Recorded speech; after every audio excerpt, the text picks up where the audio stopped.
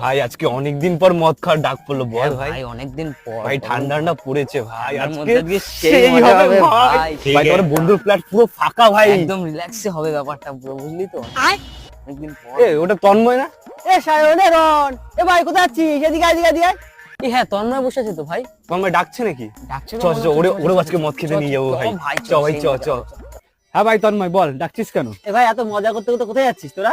ওই সামনের একটা বন্ধু ফ্ল্যাটে ডেকেছে মদ খেতে, তুই কি যাবি আমাদের সাথে? কোন বন্ধু ফ্ল্যাটে আছিস? ছবিটা দেখা একটু ভাই। তুই চিনিস না এই বন্ধুটাকে? দাঁড়া তোকে ফটো দেখাই, তাহলে তুই চিনবি। এই যে এই ফটোটা।